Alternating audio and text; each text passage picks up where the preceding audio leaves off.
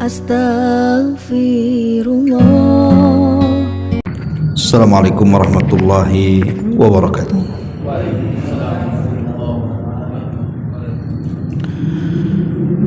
Alhamdulillah wassalatu wassalamu ala Rasulillah wa ala alihi wa sahbihi wa mawalah wa la hawla wa la quwwata illa billahi wa ba'du. Alhamdulillah, segala puja dan puji hanya milik Allah subhanahu wa ta'ala. Salawat dan juga salam kita hadiahkan kepada Rasul kita Nabi besar Muhammad sallallahu alaihi wa ala alihi wasallam.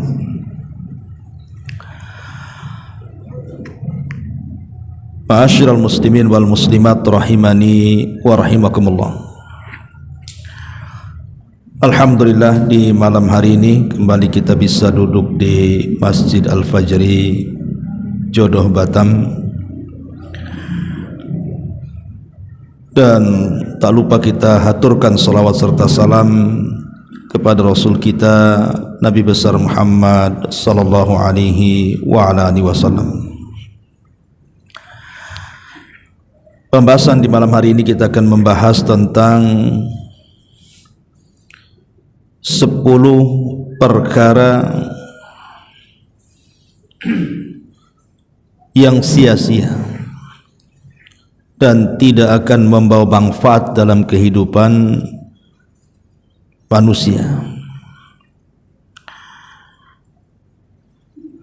di mana perkara-perkara ini saya kutip dari perkataan Al-Imam Ibnul Qayyim rahimahullahu ta'ala dalam kitabnya Ad-Da' wad-Dawa, di mana beliau rahimahullahu ta'ala Imam Ibnul Qayyim mengatakan asyratu asya dha'i'atun la yuntafa'u biha. Kata beliau, ada 10 perkara yang membuat amal-amal kita sia-sia dan tidak ada manfaatnya sama sekali. Apa saja 10 perkara ini? Ma'asyiral muslimin wal muslimat rahimani wa rahimakumullah. Tentu harapan seorang muslim saat beramal saleh, menghendaki dengan amal soleh itu mendapatkan pahala dan juga balasan dari Allah subhanahu wa ta'ala.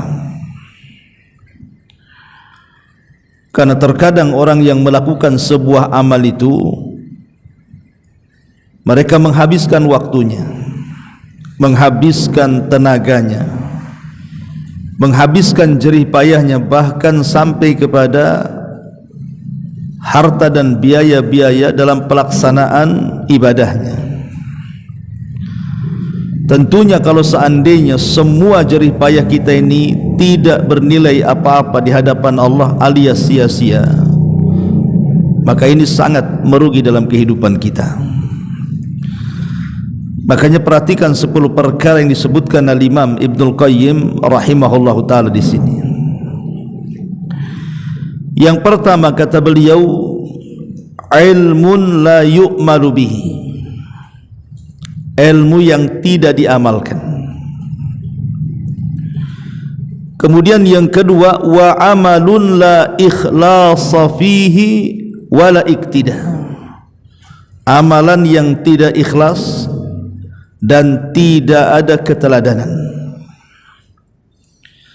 Yang ketiga, wa malun la yunfaq minhu fala yastamti' bihi jami'atun fid dunya wa la yuqaddimuhu amamahu ilal akhirah. Harta yang tidak diinfakkan, tidak memberi kebahagiaan di dunia dan tidak mempersembahkannya juga untuk kebaikan akhiratnya. Kemudian yang keempat, wa qalbun farighun min mahabbatillahi azza wa jal wasyauqu ilaihi wal unsu bihi hati yang kosong dari kecintaan kepada Allah Subhanahu wa taala, kerinduan kepada Allah Subhanahu wa taala, dan berusaha dekat dengan Allah Subhanahu wa taala. Kemudian yang kelima, wa badanun mu'attalun min ta'atihi wa khidmatihi. Badan yang menganggur, tidak digunakan untuk ketaatan kepada Allah Subhanahu wa taala. Kemudian yang keenam, wa mahabbatun la tataqayyad biridha'il mahbub wa imtithalu awamiri. Cinta yang tidak terikat dengan ridha kekasihnya dan tidak pula menunaikan perintah-perintahnya. Kemudian yang nomor 7, wa waqtun mu'attalun an istidrakin faritin au ightinami birrin wa qurbatin. Atau yang nomor 7, waktu yang tidak digunakan meraih kesempatan berbuat baik dan berusaha mendekatkan diri kepada Allah Subhanahu wa taala. Kemudian yang nomor 8, wa fikrun yajulu fi ma la yanfa'. Pikiran-pikiran yang berkelana pada hal-hal yang sama sekali tidak bermanfaat bagi hidupnya. Kemudian yang nomor 9, wa khidmatun ma la taqrubuka khidmatuhu ilallah wa la ta'udu 'alaika bi salahi dunyah. Melayani orang yang pelayanannya itu tidak mendekatkan dirimu kepada Allah dan tidak berdampak pada kebaikan duniamu. Dan yang terakhir, wa khaufuka wa raja'uka liman nasiyatuhu biyadillah wa huwa aisar fi qabdatihi wa la yamliku li nafsihi hadaran wa la naf'an wa la mautan wa la hayatan wa la nusura. Takutmu, harapanmu kepada orang yang ubun-ubunnya berada dalam genggaman Allah. Ia tidak mampu memberikan manfaat ataupun madarat pada dirinya, tidak mampu menyelamatkan diri dari kematian dalam kehidupan dan juga kebangkitannya. Kemudian beliau menutup kata-katanya, wa a'dhamu hadhil idha'atan. Kesia-siaan terbesar pada dua hal. Huma aslu kulli idha'ah. Keduanya pangkal segala kesia-siaan. Idha'atul qalbi wa idha'atul waqti. Menyia-nyiakan hatinya dan menyia-nyiakan waktunya. Kemudian kata beliau, fa idha'atul qalbi min itharid dunya alal akhirah wa idha'atul waqti min tulil amali. Di mana kalbu yang sia-sia karena mengutarakan kehidupan dunia atau mengutamakan kehidupan dunia dibandingkan kehidupan akhirat. Adapun menyia-nyiakan waktu karena terbuang-buang dengan panjangnya angan-angan. Fajtama al-fasad kulluhu fi ittiba'i hawan wa tulil amali. Seluruh kerusakan berporos pada sikap mengikuti hawa nafsu dan panjang angan-angan. Wa salahu kulluhu fi ittiba'il huda wal isti'dad li liqa'illahi azza wa jalla. Adapun seluruh kebaikan berpangkal pada mengikuti petunjuk Nabi sallallahu alaihi wasallam dan mempersiapkan diri menghadap Allah setelah kematian. Inilah ucapan beliau rahimahullahu ta'ala, Imam Ibnul Qayyim. Baik, kita jabarkan satu persatu. Kata beliau di sini bahwa di antara 10 perkara yang akan membuat sia-sia amal kita ini, yang pertama adalah ilmun la yu'mal bihi, ilmu yang tidak pernah diamalkan. Masyarul muslimin yang dimuliakan Allah Subhanahu wa taala, Nabi sallallahu alaihi wasallam mengajarkan sebuah doa yang sering kita dengar. Apa doanya? Allahumma inni a'udzubika min qalbin la yakhsha, wa nida'in la yasma, wa min nafsin la tashba, wa min ilmin la yanfa. Ya Allah, aku berlindung kepadamu dari hati yang tidak pernah bisa khusyuk, dari panggilan yang tidak pernah didengar, dan dari jiwa yang tidak pernah puas, dan dari ilmu yang tidak membawa kemanfaatan. Maksud ilmu yang tidak membawa kemanfaatan di sini artinya karena pengetahuannya hanya sekedar pengetahuan, tapi tidak ada pengamalan sama sekali. Makanya ilmu tanpa amal itu seperti pohon tanpa buah. Buat apa kemudian orang banyak mengetahui perkara-perkara akhirat tetapi tidak ada satu pun yang diamalkannya? Maka itu sama dengan keledai yang membawa kitab-kitab di punggungnya. Dia tidak paham isinya.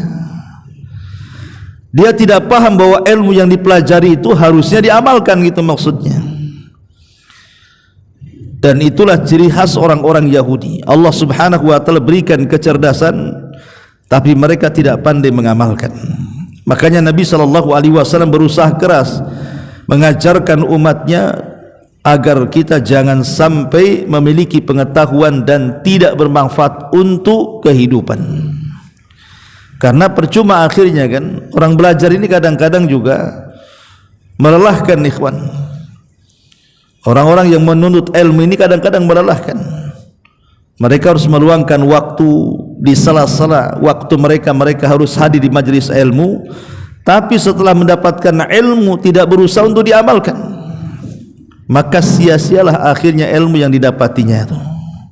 Ini yang pertama. Kemudian yang kedua,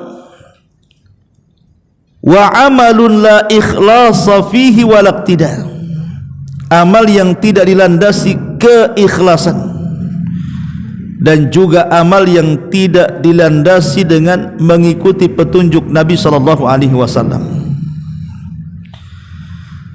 Lihat sebuah hadis ketika Nabi sallallahu alaihi wasallam bercerita tentang manusia yang pertama kali disentuh api neraka.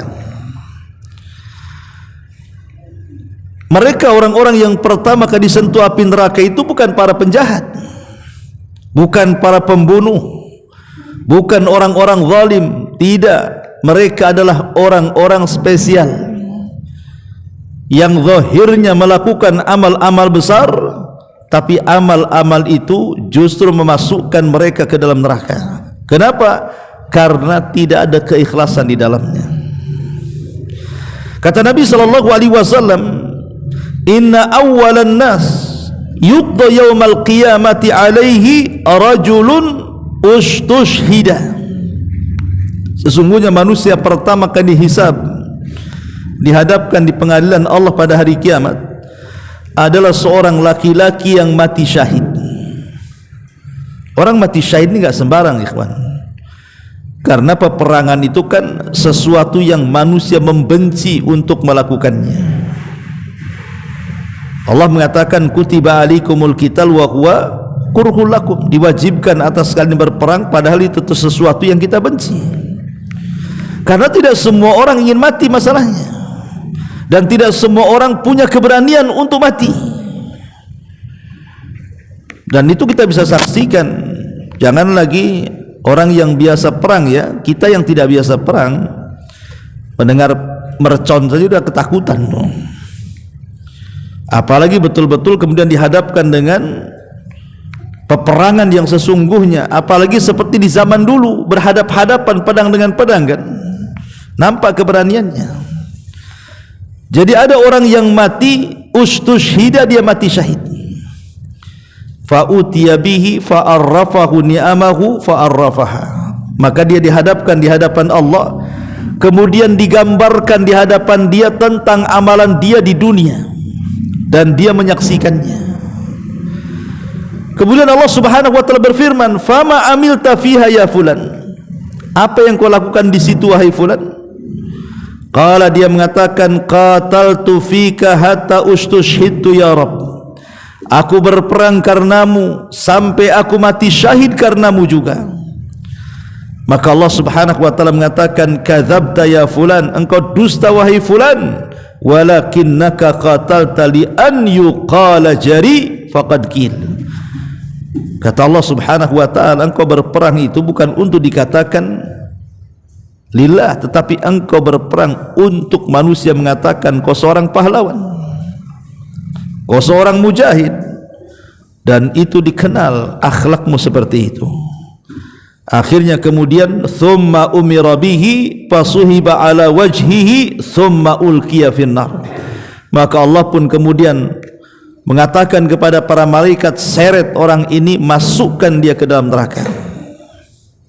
Lihat, jadi orang ini mati kemudian dimasukkan ke dalam neraka bukan karena kezaliman. Ingat, bukan karena mencuri, bukan karena membunuh, bukan karena berdusta, ghibah, namimah atau apalah nama dosanya. Orang ini masuk neraka karena mati syahid, mati dalam peperangan melawan musuh. Kenapa orang mati syahid kemudian dimasukkan ke dalam neraka? Bukan syahidnya, tetapi niat dia berperang, itulah masalahnya. Dia niat tidak karena Allah, itu masalahnya, tapi supaya manusia mengatakan dia pahlawan itu. Makanya Allah Subhanahu wa taala tidak terima, sia-sialah jihadnya.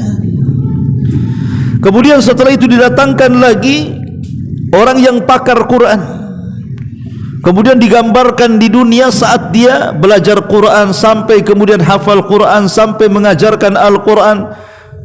Kemudian Allah katakan, siapa itu di sana? Kata si fulan, ana wahai Rasul, saya itu wahai Rasul. Maka Allah mengatakan, apa yang kau lakukan di situ? Maka dia mengatakan, qara'tu fikal Quran, aku membaca untukmu Al-Quran ya Rabb. Maka Allah mengatakan, kadzabta, dusta kamu. Engkau membaca Quran itu supaya manusia mengatakan engkau ini qari. Akhirnya orang yang kedua pun dimasukkan ke dalam neraka.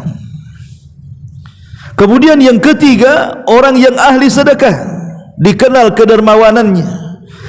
Tempat-tempat mana-mana yang dihajatkan sedekah, dia sedekahkan hartanya di situ. Orang ini dipanggil di hadapan Allah, kemudian ditampakkan amalan di dunia saat dia bersedekah. Dia sedang menyumbang masjid, panti asuhan, orang-orang yang membutuhkan dari kalangan fuqara wal masakin, anak-anak yatim, macam-macam lah disedekah. Kemudian Allah mengatakan, betul itu kamu? Dia mengatakan, ya. Fama amilta fi, apa yang kau lakukan di sana? Maka dia mengatakan, tasaddaqtu fik, aku bersedekah karenamu ya Rabb. Maka Allah mengatakan, kadzabta, dusta kamu. Engkau bersedekah itu hanya ingin dikatakan kau ini dermawan saja. Akhirnya tiga orang ini diseret ke neraka dan dimasukkan ke neraka. Dialah orang yang pertama kali disentuh api neraka, kata Rasul. Lihat bagaimana amalan syahidnya sia-sia, bagaimana amalan Al-Qur'annya sia-sia, amalan sedekahnya sia-sia. Kenapa masalahnya? Karena tidak didasari dengan keikhlasan. Itu masalahnya. Begitu juga orang yang berusaha untuk ikhlas tetapi tidak mencontoh Nabi SAW pun sama juga. Apa bedanya? Nabi SAW mengatakan, man amila amalan laisa alaihi amruna fahuwa rad. Barang siapa yang melakukan sebuah amalan dan tidak dicontohkan, maka amalan itu tertolak. Di zaman Abdullah bin Mas'ud radhiyallahu anhu,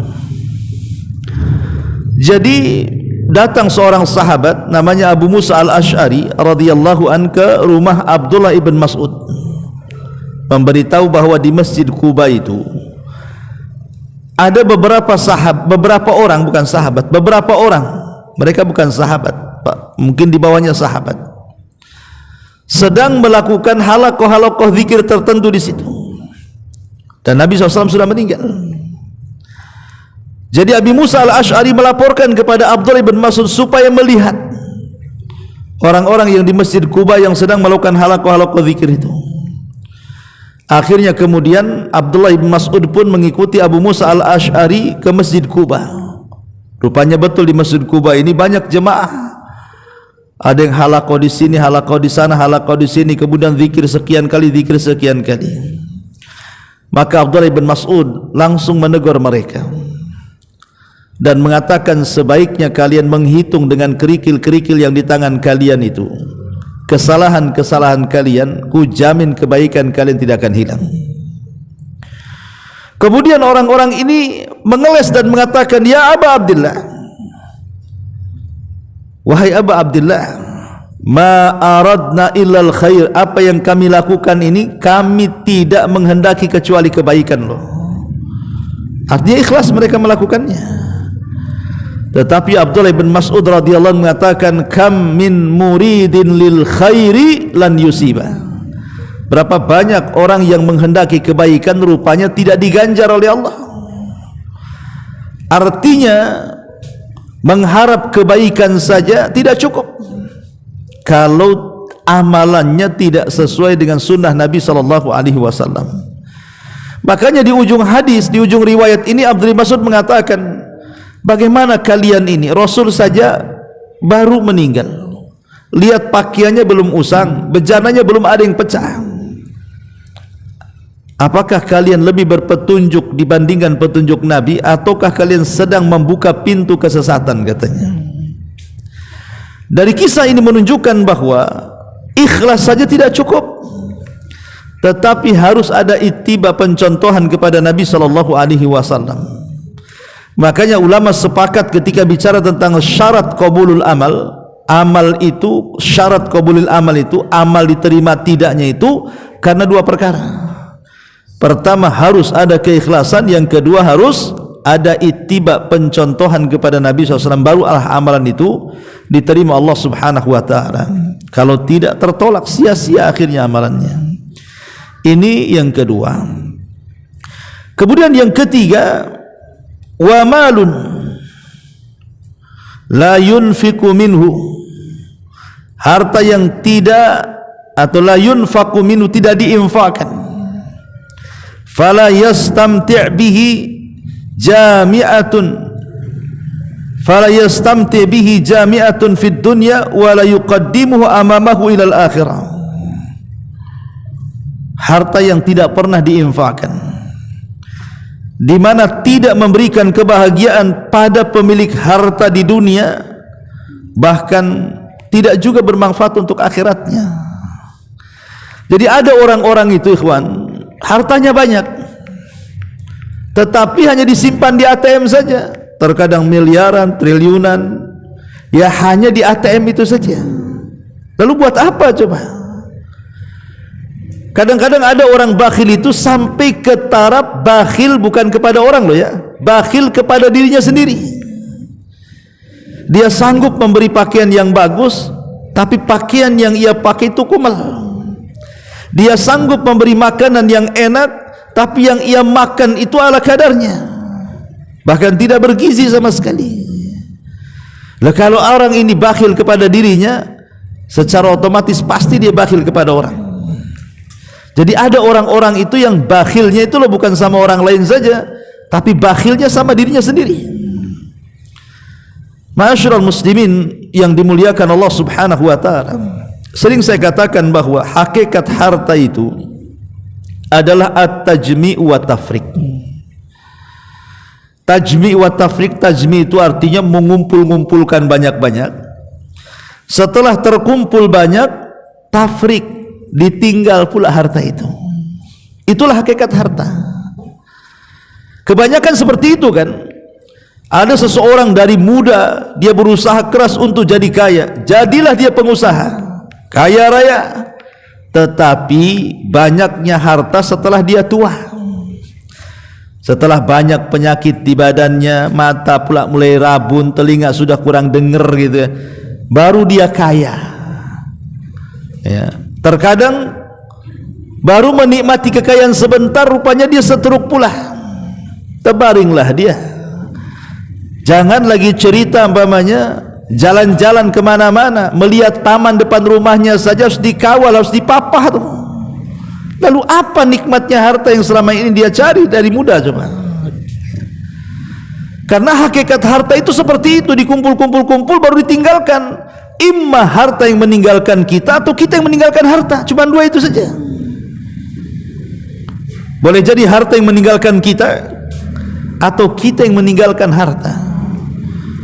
Seperti apa harta yang meninggalkan kita? Boleh jadi Allah takdirkan mungkin kebakaran rumahnya, kena gempa rumahnya, kena tsunami rumahnya, kena puting beliung rumahnya, akhirnya kemudian roboh, tidak bisa dipakai lagi.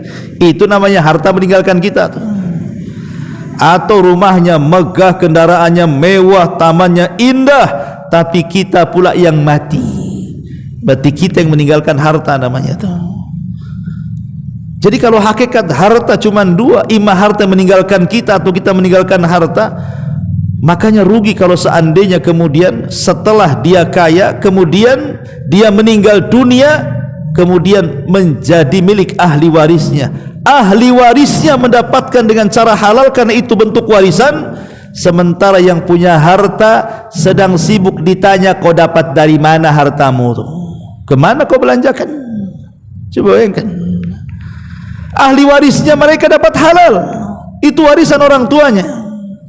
Tapi punya yang pemilik hartanya ini, dia sedang sibuk ditanya-tanya tuh. Kau dapat harta banyak ini dari mana kau dapat? Min aina iktasab wa fima anfaq, dan kemana kau belanjakan? Ma'asyiral muslimin yang dimuliakan Allah Azza wa Jalla.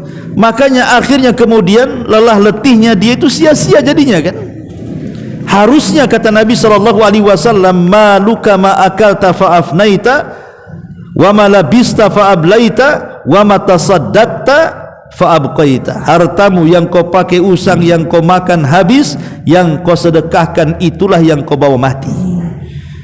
Makanya orang yang meninggal dunia, pertama kali yang meninggalkan dia apa? Hartanya dulu. Semata-mata ruh dicabut dari kita ini, yang pertama kali meninggalkan kita harta kita dulu. Baru setelah itu keluarga kita. Keluarga kita ini hanya ngantar itu sejenak saja ke kuburan itu. Kalau sudah dikubur, sudah dipendam tanah, nggak akan lama dia akan pergi pulang tuh. Artinya yang pertama meninggalkan orang yang meninggal itu adalah hartanya dulu. Hartanya itulah yang kemudian jadi rebutan ahli warisnya. Na'udzubillah tsumma na'udzubillah. Ma'asyiral muslimin yang dimuliakan Allah Azza wa, ini yang kedua. Amalan yang sia-sia adalah harta yang tidak pernah diinfakkan, sehingga tidak membahagiakan dia di dunia, apalagi membahagiakan dia di akhirat. Kemudian yang keempat, amalan yang sia-sia adalah qalbun farighun min mahabbatillahi azza wa jal wasyauq ilaihi wal unsubi. Hati yang kosong dari cinta kepada Allah, tidak ada kerinduan kepada Allah, tidak ada mendekatkan diri kepada Allah subhanahu wa ta'ala. Ma'asyiral muslimin yang dimuliakan Allah subhanahu wa ta'ala, ada sebagian manusia yang dalam kehidupan dunia ini cara berfikirnya hanya dunia dan dunia saja. Hatinya hampa dan kosong karena tidak pernah dekat dengan Allah subhanahu wa ta'ala. Sehingga ketika kemudian dia ingin mencari kebahagiaan, terkadang karena tidak tahu jalannya, akhirnya dia berfikir yang tidak-tidak kan. Dia berfikir bahwa kalau banyak uangnya pasti bahagia. Setelah banyak uangnya tak bahagia juga. Banyak orang yang bunuh diri gara-gara kekayaannya. Akhirnya berfikir bahwa bahagia itu kalau bisa berjalan ke sana kemari, ke tempat-tempat indah dan rekreasi. Dia pun berjalan ke sana kemari, tidak juga kunjung mendapatkan kebahagiaan. Katanya kebahagiaan itu ada di pangkat jabatan kepemimpinan, dia kejar itu semuanya. Sudah dapat, tak ada pun kebahagiaan di situ. Lalu kebahagiaan itu ada di mana? Maka para ulama mengatakan as-sa'adatu fi qalbi, bahwa kebahagiaan itu ada dalam hati sebenarnya. Dan itu hanya ada pada kecintaan kita kepada Allah subhanahu wa ta'ala. Semakin dekat dengan Allah, maka semakin dekatlah kebahagiaan itu kepada kita. Makanya Syekh Muhammad Ibn Abdul Wahhab di muqaddimah kitabnya Qawaidul Arba' itu, apa kata beliau? Beliau mengatakan bahwa di antara alamat-alamat kebahagiaan adalah apabila manusia ditimpa musibah dia bisa bersabar. Apabila manusia diberikan nikmat dia bersyukur. Apabila manusia melakukan dosa lekas dia istighfar. Kemudian kata Syekh, tiga perkara ini adalah unwanus sa'adah. Itulah kunci kebahagiaan manusia. Pertama, apabila ditimpa musibah dia bersabar. Dia yakin ini datang dari Allah Subhanahu wa taala, hatinya terpaut dengan Allah. Enggak mungkin Allah itu memberikan musibah kecuali dengan sesuatu yang sanggup kita hadapi. Yang kedua, dan tidak mungkin juga Allah memberikan musibah kecuali kalau kita beriman itu tanda sayangnya Allah sedang menguji kita, sehingga dia bersabar. Ya. Kalau diberikan nikmat dia bersyukur. La in syakartum la azidannakum wa la in kafartum inna adzabi lasyadid. Dan kalau dia melakukan dosa cepat istighfar. Itulah hati yang dipenuhi dengan zikrullah azza wajalla. Maka kalau seandainya hati ini kosong, ikhwatu fiddin, dari Allah Subhanahu wa taala atau kecintaan kita kepada Allah azza wajalla, sia-sialah amal kita. Lalu bagaimana caranya supaya hati ini dipenuhi dengan kecintaan kepada Allah Subhanahu wa taala? Kata Imam Ibnul Qayyim, pertama, perbanyak Al-Qur'an, perbanyak membaca Al-Qur'an. Yang kedua, perbanyak melakukan salat-salat sunnah. Kemudian yang ketiga, perbanyak lisannya mengucapkan zikrullah. Kemudian yang keempat, perbanyak tafakur dengan nama-nama dan sifat-sifat Allah Azza wa Jalla. Kemudian yang kelima, cobalah berkhalwat dengan Allah Subhanahu wa taala di sepertiga malam akhir, supaya kita merasakan lezatnya ibadah kepada Allah Azza wa Jalla. Dan juga jauhi kemaksiatan. Dan banyak lagi kata Imam Ibnul Qayyim rahimahullahu taala sebab hati kita ini dipenuhi dengan perasaan cinta kepada Allah Subhanahu wa taala. Yang jelas bahwa kecintaan kepada Allah itu bukan hanya sekedar terlontar di lisan. Sebab cinta itu kalau hanya terlontar di lisan tapi tidak ada dalam hati yang paling dalam, maka percuma kecintaan itu. Manusia yang paling cinta kepada Nabi sallallahu alaihi wasallam siapa? Abu Talib. Abu Talib itu orang yang paling cinta kepada Nabi, padahal dia kafir, tapi dia cinta dengan Nabi. Bukti cinta Abu Talib dengan Nabi sallallahu alaihi wasallam, setiap orang-orang pembesar Quraisy itu hendak menyakiti Rasul, maka dia orang yang paling pertama kali menghadapinya. Padahal tidak ada sangkut paut dengan keyakinannya kan. Dia bukan muslim, dia kafir. Tapi yang melandasi Abu Talib membela Rasul itu karena kecintaan sebatas keluarga. Karena Rasul itu anak daripada saudaranya Abdullah, keponakan, ya kan. Makanya Abu Talib sangat sayang dengan keponakannya, hanya sebatas keluarga. Sehingga perasaan cinta Abu Talib, apakah manfaat kecintaan Abu Talib kepada Nabi sallallahu alaihi wasallam? Tidak. Tetap Abu Talib masuk neraka. Kenapa? Karena pengungkapan cinta saja tidak cukup. Harus ada pengikutan di sini. Mengikut Nabi sallallahu alaihi wasallam masuk Islam. Baru benar tuh kecintaannya tuh. Tapi ada orang-orang yang zahirnya masuk Islam, dia mengucapkan syahadat, kemudian juga dia berusaha mengikuti Nabi sallallahu alaihi wasallam, salat di belakang Nabi, sedekah di depan Nabi, berbuat baik di hadapan Nabi, dan begitu seterusnya. Tapi ketika tidak ada rasa cinta dalam hatinya, percuma juga. Seperti yang terjadi kepada tokoh munafik Madinah, Abdullah ibn Ubay ibn Salul. Itu tokoh munafik Madinah, pura-pura masuk Islam, solat di belakang Nabi, sedekah dengan Nabi, jihad di belakang Nabi, tetapi kebersamaan Abdullah ibn Ubay mengikuti apa yang disarankan Rasul tidak bermanfaat di akhirat, tetap Allah masukkan ke neraka yang paling dalam. Innal munafiqina fi darkil asfali minan nar. Orang munafik itu diletakkan di intip neraka yang paling dalam. Kenapa? Padahal dia mengikuti Nabi. Ya, zahirnya saja ikut Nabi, tapi hatinya penuh dengan kebencian kepada Nabi. Itulah munafik. Munafik itu kan yang menampakkan yang zahir dan menyembunyikan yang batin, ya. Makanya kalau seseorang itu beramal tanpa ada kecintaan kepada Allah dan Rasulnya, percuma amalan itu. Ini yang keempat. Yang kelima, wa badanun mu'attilun min ta'atihi wa khidmatihi.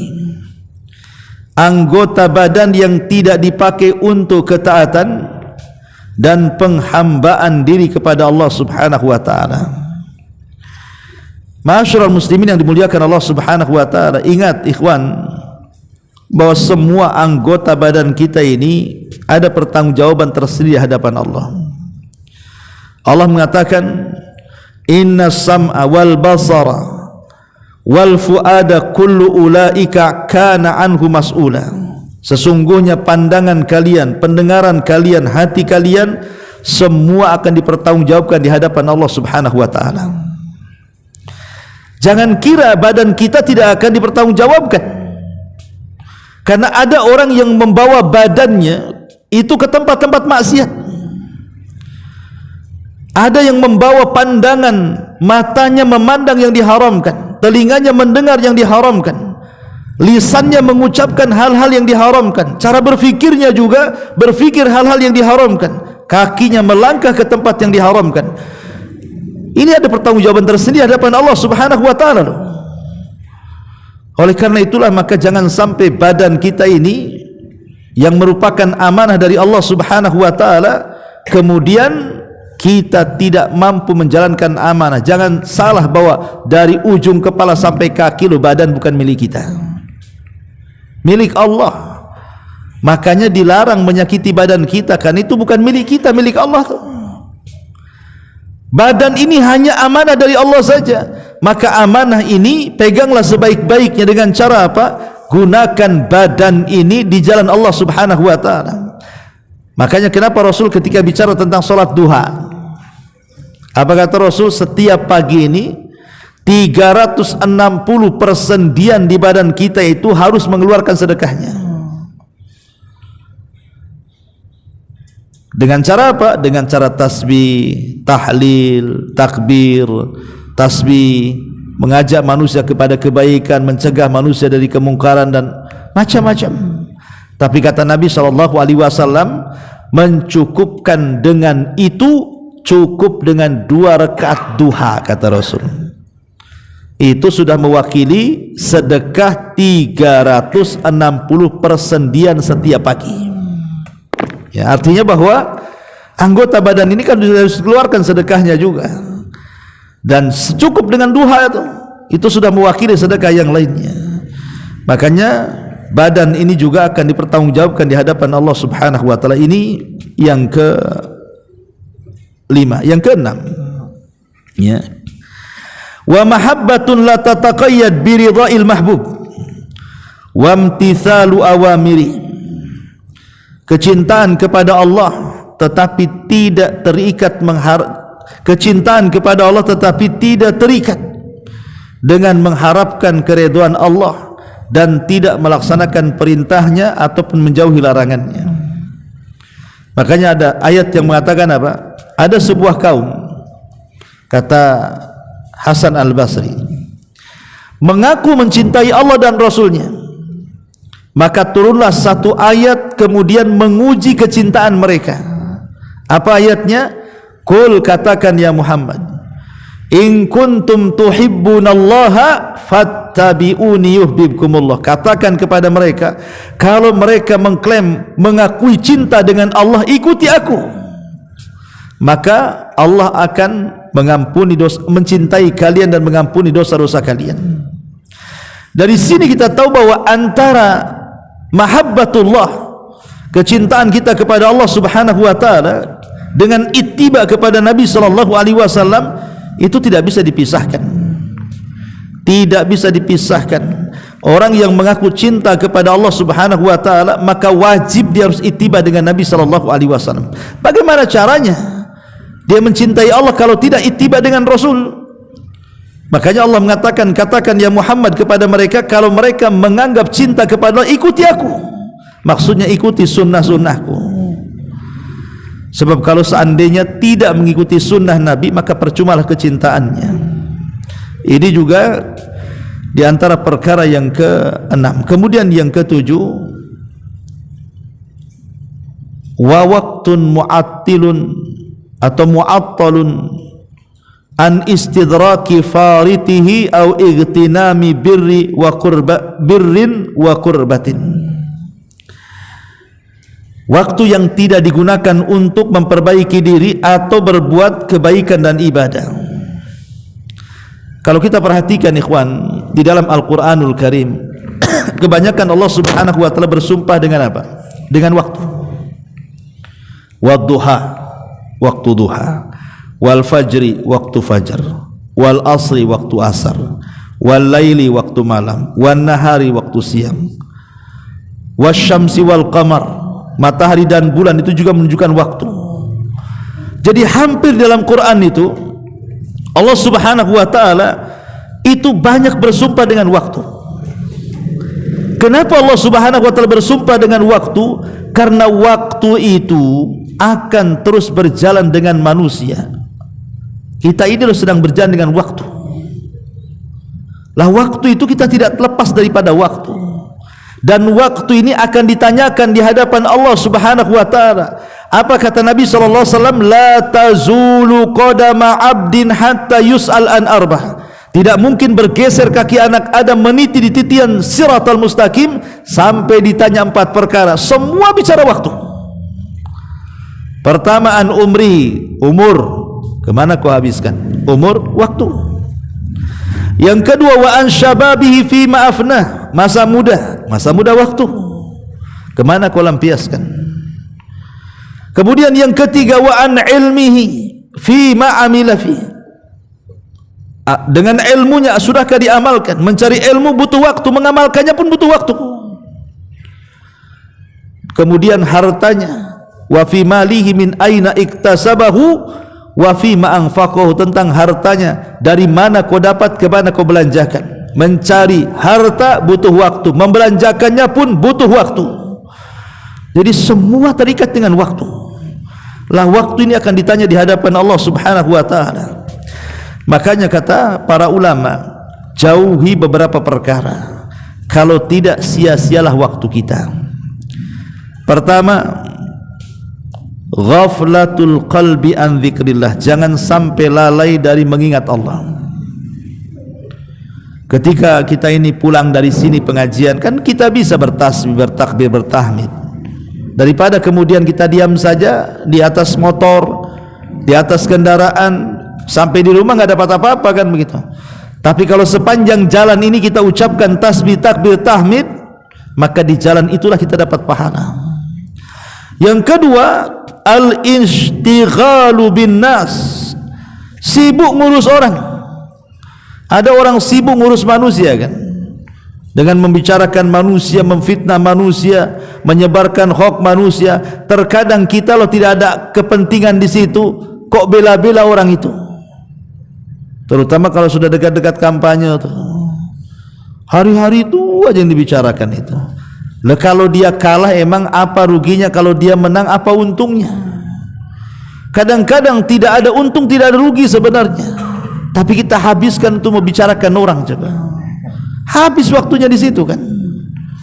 Ini yang jelas-jelas ya, kadang-kadang di dalamnya itu ghibah juga tuh, dosa lagi itu di situ. Sudah membuang-buang waktu, berbuat dosa lagi di situ, naudzubillah. Dan gibahnya bukan gibah biasa, gibah nasional kadang-kadang, ya, yang dibicarakan tuh pejabat-pejabat gitu ya. Kemudian juga yang menghabiskan waktu itu qurana usu, ya, kawan-kawan yang buruk, kawan-kawan yang jelek ini akhirnya habis waktu kita di situ, itu maksiat. Kemudian juga yang menghabiskan waktu kathratun naum, banyak tidur. Nah, ini juga tidur tidak terasa kan, tahu-tahu tidur pagi bangun sore, habislah waktu itu. Apa manfaatnya coba? Ya. Termasuk juga al-istima bil ikhwan ala mu'anasati tab'i min asbab dia'il waktu, atau mungkin tidak melakukan dosa. Kawan yang kita kawani itu ya bukan orang jahat, dia orang baik, tapi akhirnya kemudian banyak ngobrol sana sini, duduk di warung sana sini, akhirnya waktu begitu cepat habislah kehidupan dia hanya untuk itu saja. Lah ini semua ini menyanyiakan waktu. Lah usia kita enggak panjang. Berapa usia kita ini? 60 sampai 70 tahun saja kan. Yang di atas itu sedikit sekali. Apalagi antum yang usianya sudah 50 siap-siap OTW tuh. Kalau umpamanya udah enggak paham juga bahwa dia sudah mau OTW, ini kan enggak, berarti dia enggak pakai otak dia itu kalau dia sudah dekat ajalnya. Ya.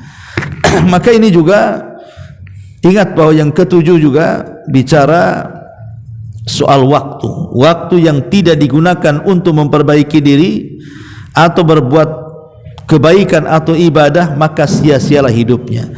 Kemudian yang nomor 8,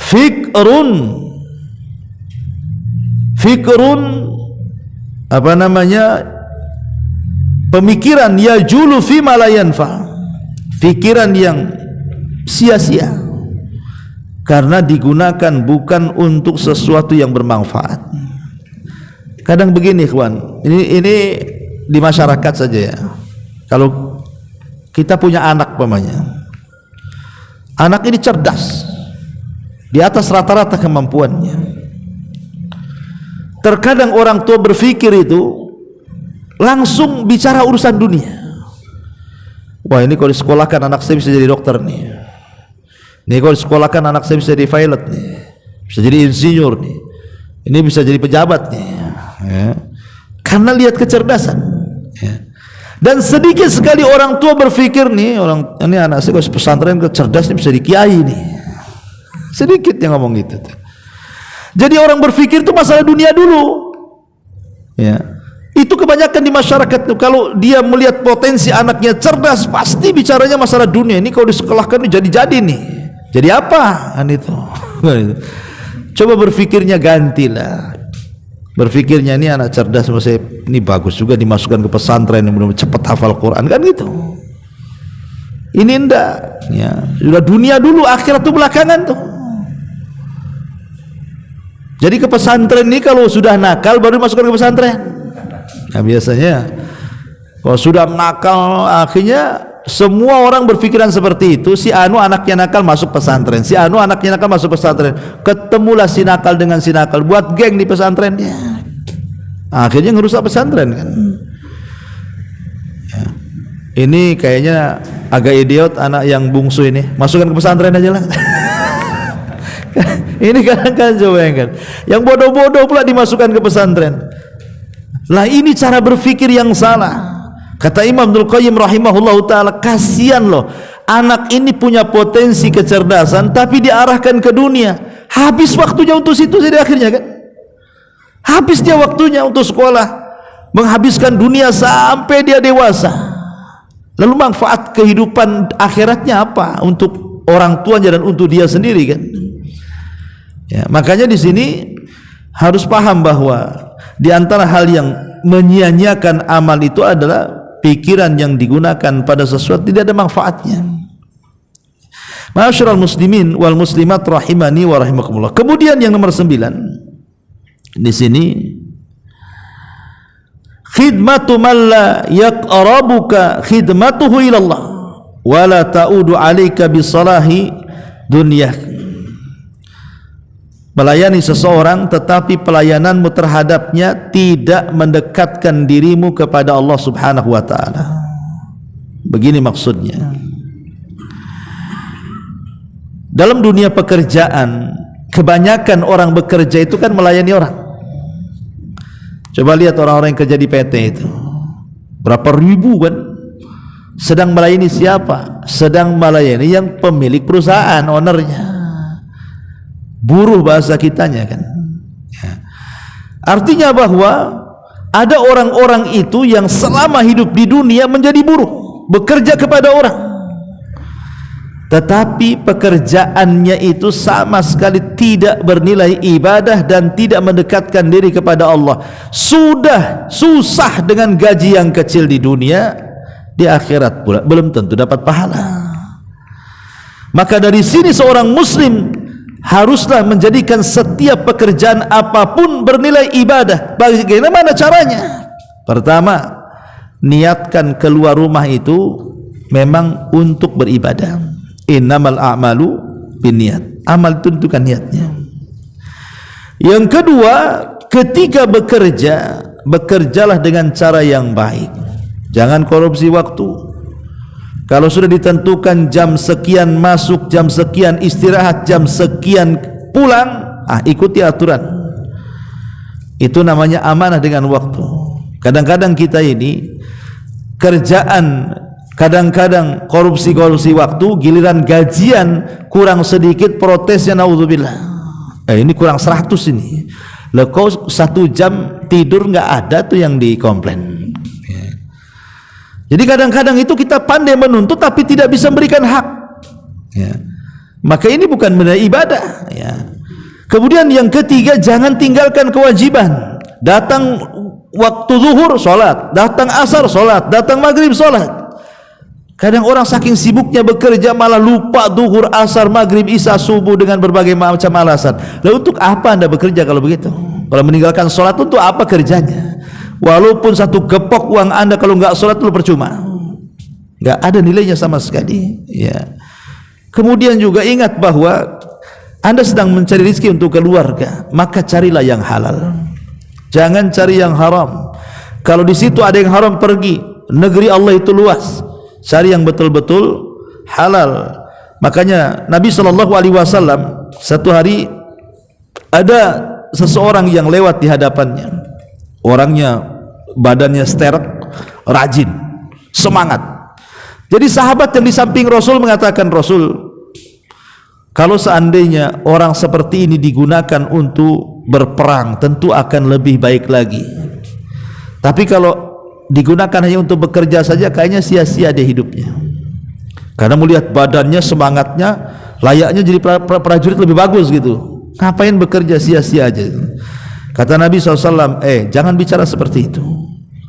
Kemudian Rasul mengatakan, in kana kharaja yas'a ala waladihi sigharan fahuwa fi sabilillah. Jangan salah, kalau orang itu keluar karena di rumahnya ada anak kecil, dia mencari pekerjaan itu untuk memberi makan anaknya, maka dia dianggap di jalan Allah. Atau wa in kana kharaja yas'a ala abawaini saykhaini kabiraini fahuwa fi sabilillah. Atau boleh jadi dia bekerja itu karena di rumahnya ada orang tua yang sudah sepuh, dia yang harus mencari pekerjaan dan menghidupi kedua orang tuanya atau nenek kakeknya, maka kalau itu yang terjadi maka dia dianggap di jalan Allah. Atau kata Rasul, wa in kana kharaja yas'a ala nafsihi ya ufuha fahuwa fi sabilillah. Atau boleh jadi dia bekerja itu karena dia tidak mau minta-minta, dia tidak mau jadi pengemis, makanya dia bekerja. Maka dengan bekerja itu dia sedang di jalan Allah.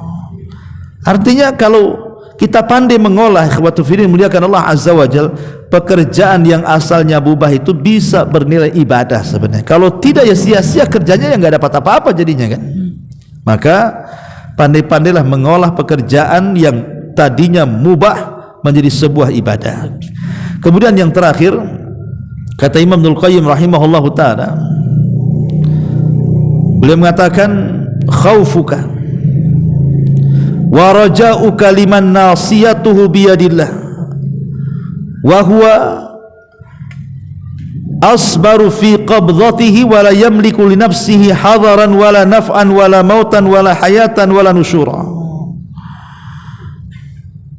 Takut dan harap kepada sesama hamba, padahal dia di bawah kekuasaan dan kendali Allah Subhanahu wa taala. Maksudnya begini, dalam kehidupan dunia ini, ikhwan, terkadang ada orang-orang yang kurang tawakal dengan Allah Subhanahu wa taala sehingga hidupnya itu dibayang-bayangi dengan ketakutan kan.